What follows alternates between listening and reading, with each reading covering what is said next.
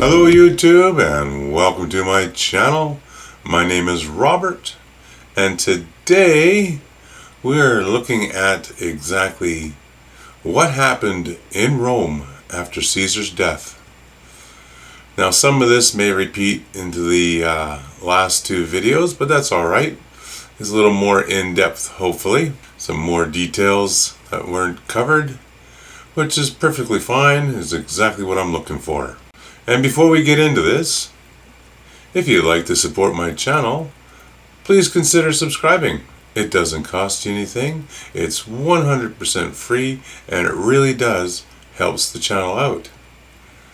Hit the post notification bell, and when I drop new content, you'll be notified. Give the video a thumbs up, and by all means, feel free to leave a comment. Okay. What happened in Rome after Caesar's death by Kings and Generals. Here we go.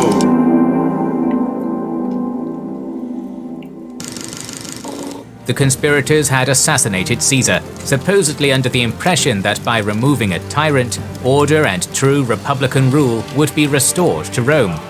If this was their intention, then it was horribly misjudged.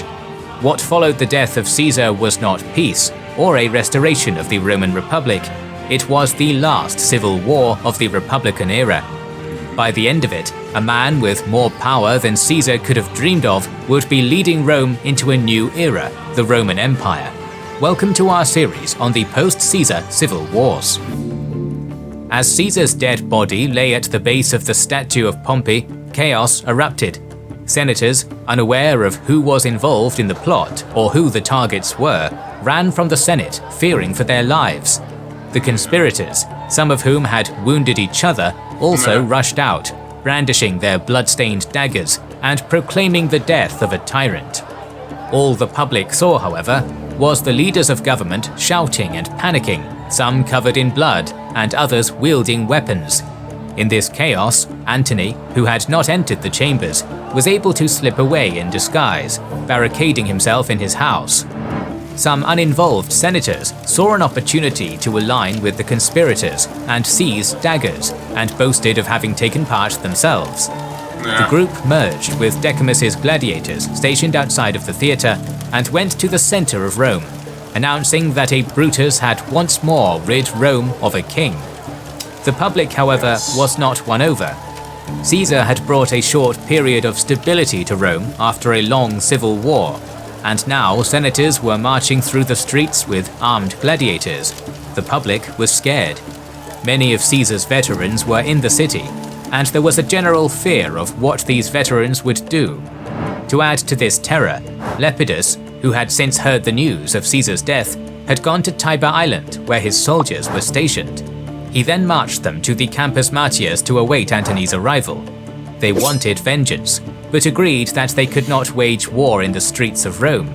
Instead, they decided to bide their time to await the conspirators' next move. The conspirators reached the Capitoline and blockaded themselves on the hill. Heralds were sent to again proclaim the death of a tyrant. In response, the public shouted back that all they wanted was peace. Cinna, who had been named praetor by Caesar, stepped forward and threw his official garb aside, saying it had been given by a tyrant and was thus illegal. He praised the conspirators, but the public remained unconvinced. Dolabella, who Caesar had picked to be consul for when he left for Parthia, announced that he would take office as consul immediately. He claimed to have had knowledge of the plot and praised the conspirators' actions. The approval of a consul encouraged Cassius and Brutus, who began negotiating with Dolabella. They once again insisted that their actions had been justified, and suggested that Sextus Pompey, son of Pompey, be recalled to Rome, along with others exiled by Caesar. They next sent messengers to Antony and Lepidus, arguing that what was done, and that all that they could do now was continue working for the people of Rome. Caesarians, still hungry for revenge, were nervous, particularly of Decimus, who owned the gladiators and was governor of Cisalpine Gaul, putting him in command of a significant army. They could not risk putting themselves at odds with him and agreed to negotiate.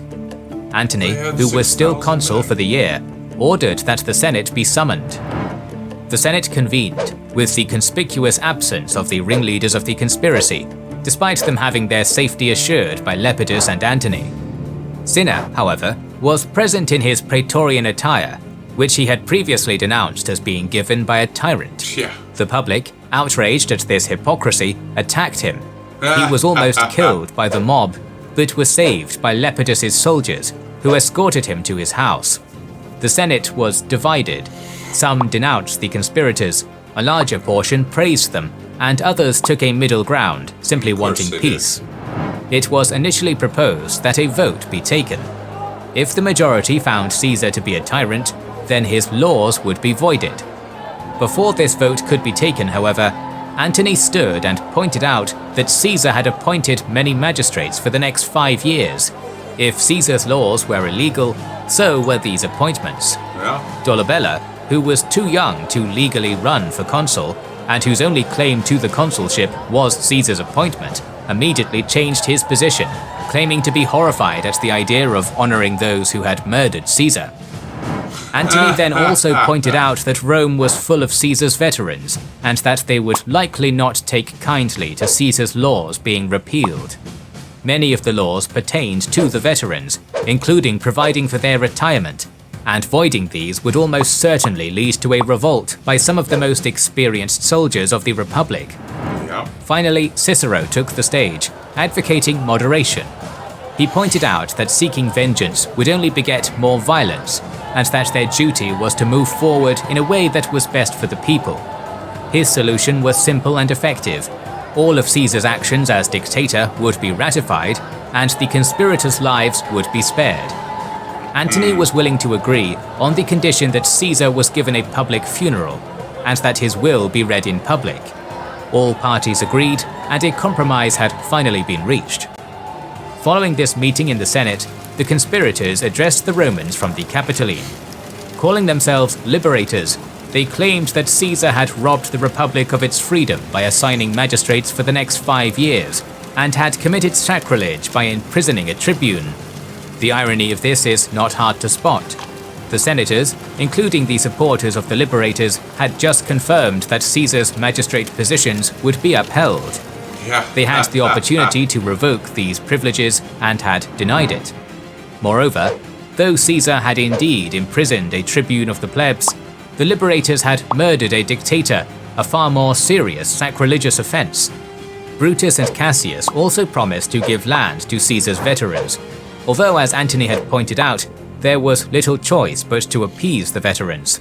Nevertheless, the crowd was assured by the two men that they at least seemed to be speaking peace rather than further war. With the official pardoning of the liberators made public, Cassius, Brutus, and the other conspirators finally agreed to come down from the capital, but only after Antony and Lepidus agreed to send their sons as hostages. As had been decided earlier, Caesar's will was read to the public. He gave his private gardens to the people to be used as a public space, and gave each citizen in Rome 75 drachmae, roughly 2 months' wages. His primary heir was the grandson of his sister, Octavian, a blood relation, who was only 19 years old. Octavian's life had so far been uneventful. He had made his first major public appearance when he gave his eulogy for his grandmother, and had asked to join Caesar during his African campaigns, but had been prevented from doing so by his mother. Instead, he had been allowed to join Caesar during his Spanish campaign, but had been too sick to take part in any meaningful way. While Caesar's will was being read, Octavian was undergoing military training in Illyria alongside the 6 legions Caesar had picked for his Parthian campaign, not expecting this sudden change in power, wealth, and prestige. Perhaps even more shocking was Caesar's secondary heir, who was to inherit the wealth if Octavian had died before Caesar, Decimus Brutus, one of the leading assassins in the plot. Upon hearing the will, the people began turning against the liberators. Caesar's body was brought out, with the crowd lamenting loudly, and the stage was set for Antony to have arguably his most impressive moment in Roman politics. He read all the laws passed by Caesar that would now be upheld, giving particular weight to those that related to the people specifically. he read all the titles that Caesar had been granted: Protector of the country, Father of the country, and emphasized the sanctity of Caesar's offices. Antony broke down into tears and then lifted the bloodied toga of Caesar on a spear for all to see, bringing the crowd to a boiling point. Finally, he unveiled a wax replica of Caesar with 23 stab wounds. At this point, the liberators hurried from the forum and the crowd erupted into chaos. The crowd rampaged, burning down the Senate chambers where Caesar had been assassinated and hunting for the liberators throughout the city. Most either fled Rome or barricaded themselves in their homes with armed guards. One man, Cinna, who happened to share his name with one of the conspirators, was mistaken for being the sinner who had been involved in the plot and was quite literally torn to pieces. They seized Caesar's body, carrying it to the capital to burn and bury him with the gods. But there they were stopped by priests of the temple. Instead, they took Caesar's body back to the forum. Benches, parts of stalls, any wood that they could get their hands on was piled into a huge pyre, and Caesar's body was burned atop it. As his body burnt, people flung dedications into the pyre, including weapons, armor, jewelry, and clothes. With one speech, Antony had turned the public against the liberators and forced them to flee. Wow. The only ones who remained were Cassius and Junius Brutus, who as praetors of Rome only held power within the city. Antony was the master of Rome. At first, the Senate blamed him for the riot and hunting of the liberators. However, Antony worked quickly to win them over. A man called Amatius claimed to be the grandson of Gaius Marius, and thus related to Caesar, and had been a leading figure in the riots. On April 13th, Antony had Amatius executed without a trial, and this won him the support of the Senate, but severely damaged his standing with the plebeians, who took to the forum in protest. In response, Antony dispersed the crowd with soldiers, then proceeded to execute the ringleaders. In less than a month, Antony had alienated himself from the plebs and aligned himself firmly with the Senate. To further secure this alliance, Antony abolished the office of dictator and even suggested that Sextus Pompey be recalled and named commander of the seas. The Senate eagerly accepted, and even Cicero was for a time won over by Antony. However, it did not take long for Antony to begin abusing his power. He began spending Caesar's vast fortune, which was in his care to distribute to Octavian and Caesar's other heirs, and fabricated various legislation purportedly written by Caesar to further his own agenda. He paid huge gifts to win cities and foreign princes to his side, began naming new members of the Senate, and amassed a huge bodyguard, perhaps as many as 6,000 Caesarian veterans who had fought alongside Antony. Lepidus, who was the other leader of the Caesarian party, had been advocating for revenge, but Antony was quick to placate him with the marriage of his daughter to Lepidus's son, and appointing Lepidus as Pontifex Maximus. Antony was focusing power into his own hands, making Cassius and Brutus wary. They had no supporters among the plebs or veterans, and the Senate was now being increasingly won over by Antony. Both men subtly excused themselves from politics in Rome and retreated to their houses in the country. From here, they sent messages to Decimus in Cisalpine Gaul to ready his legions, and to Trebonius in Asia and Tilius in Bithynia to begin raising funds. By this point, Antony effectively held as much power as Caesar had done, and rumors circulated that he was seeking a province with an army to command. Some senators were still not supporting him though, which encouraged Dolabella, the other consul for the year, to oppose Antony whenever possible. Antony, however, was aware of how ambitious Dolabella was, and encouraged the young man to request the command of Syria for the following year, including command of Caesar's planned Parthian campaign. Rather than put this to the Senate first, as was the custom, Antony persuaded Dolabella to take the new proposed law straight to the people. Syria had been assigned to Cassius, however, and the Senate attempted to block the proposal, but Antony was able to force it through. The law was passed, and Dolabella was thus given command of Syria and the legions. Antony then requested the Senate to give him the governance of Macedonia, a province Caesar had assigned to Brutus. With Dolabella being given such a rich and powerful province, this seemed a relatively small demand. Macedonia having no legions, so the Senate relented. Oh, yeah. Cassius was compensated with the governance of Crete and Cyrenaica, while Brutus was given Bithynia. Meanwhile, Octavian had still been in Illyria, debating his best course of action. Some encouraged him to take control of the army that he'd been training with and seek revenge.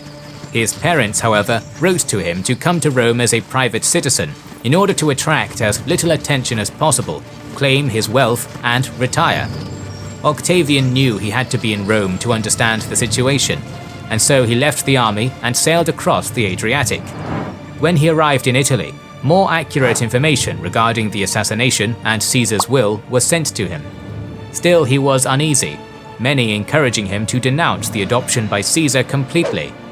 When he arrived in Brundisium, however, huge crowds flocked to him, and veterans greeted him as Caesar's son. Octavian immediately accepted the adoption, officially changing his name to Gaius Julius Caesar. Hearing this, more and more soldiers, veterans, and sympathizers flocked to his side. Along with them came more news from Rome, the appointments of Antony and Dolabella, the proposed recall of Sextus Pompey and other exiles, and more. With his increasingly large retinue, Octavian now made his way to Rome. However, as a private citizen, Octavian had no real power in Rome. Antony was the man with all the power, and more importantly for Octavian, all of Caesar's possessions, including his vast fortune. In order to have any real power in the city, Octavian needed this money. He not only had Caesar's legacy of 75 drachmae to each citizen to distribute, but also political allies to repay and others to bribe. Octavian thanked Antony for giving Caesar a proper burial, but criticized him for not having seized the moment when the populace was on his side to hunt the liberators down, and for having given too many concessions to the Senate, Brutus and Cassius. Finally, he asked for the gold that Caesar had amassed for his war against Parthia in order to pay the citizens of Rome, and also asked Antony to either give him a loan from his private purse or from the treasury to cover his other expenses, while Octavian would immediately put his properties up for sale in order to pay these debts. Antony was completely taken aback. Octavian had no power, had no leverage, and really had no right to be so critical and making requests from Antony, so he was quick to refuse. He pointed out that, like it or not, the senators were the representative body of Rome. Caesar had not, Antony made clear, left Octavian the Roman government in his will. As such, neither he nor Octavian had any right to overrule the constitution. Regarding the money, Antony found Octavian's requests laughable.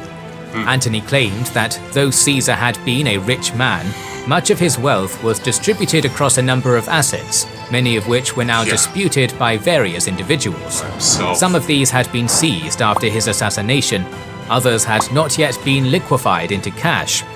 In reality, Antony had already spent a significant amount of Caesar's fortune and had deliberately slowed down the process of Octavian's adoption to further handicap the young man. Antony made it clear that once Caesar's assets had been assessed and the many individual disputes resolved, Octavian would get a portion of the remaining money. Octavian left in a fury. Octavian and Antony were immediately at loggerheads. Lawsuits were leveled against Octavian, contesting a number of the assets he had inherited, as some had belonged to men who Caesar had exiled, but had now been allowed to return, while others claimed that some of the assets were seized by Caesar unjustifiably. Antony, his brother Gaius, who was a city praetor, and Dolabella presided over many of these cases and ensured that Octavian got the worst of it. Yeah, of course. Octavian was forced to put all of his inherited properties up for sale in order to find the money to settle these various cases. This went on until two men, Pedius and Pinarius, appealed to Antony. They had also been given part of Caesar's wealth in his will, and were worried that there would be nothing left after the various lawsuits. They pointed out that Caesar's will had been clear, and that the Senate had agreed to uphold Caesar's actions. Antony conceded somewhat, allowing Pedius and Pinarius to take their share of Caesar's money now, but withheld Octavian's share, saying that, though the Senate had agreed to uphold Caesar's actions, it was also not proper to ignore the disputes of many individuals just for Octavian's sake. Pedius and Pinarius quickly took their share, planning on using it in turn to fund Octavian. Antony and his brother were due to hold games, which would be done in Brutus's name. The aim was to bolster support for Brutus and Cassius in order to hopefully get the people to reconcile with the two, thus giving the brothers two more powerful allies in the Senate who would be indebted to them. Octavian, however, opposed this. He sold all his properties at the lowest price he could, used what personal money he had, and the money from Pedius and Pinarius to finally pay Caesar's gift of money to the people. Octavian had gone through so much to get this money that the gift was now seen as more of a gift from him than from Caesar. When the games were held and the heralds paid by Antony began to call for the return of Brutus and Cassius, many of the people, now thoroughly won over by Octavian, stormed into the arena, stopping the games until Antony's heralds were forced to stop their appeal. Octavian had gained a victory. Wow. When Brutus and Cassius heard of what happened, they were furious. This had been their last gambit at returning to Rome through popular support. Now they planned to go to Macedonia and Syria and take those provinces by force. The men who had professed to killing Caesar to protect Rome had now completely abandoned the city, leaving it contested between Octavian and Antony. However, one man who had long claimed to be a savior of Rome did stay, Cicero. He had been quick to realize that Antony was simply hoarding power for himself, and despite the danger to his life presented by the powerful Antony, he now aligned himself with Octavian. It had only been 6 months since the assassination of Caesar, and the stage was once again set for war. In Rome, the relationship between Octavian and Cicero and Antony was almost at a breaking point. Meanwhile, the liberators were starting to gather their forces, Decimus in Cisalpine Gaul, Trebonius in Asia, and Brutus and Cassius en route to their respective provinces. In Sicily, Sextus Pompeius, still not yet officially recalled to Rome, had amassed a sizable force. The entire Roman world was once again about to be plunged into civil war. In our next video, we'll talk about the beginning of this civil war.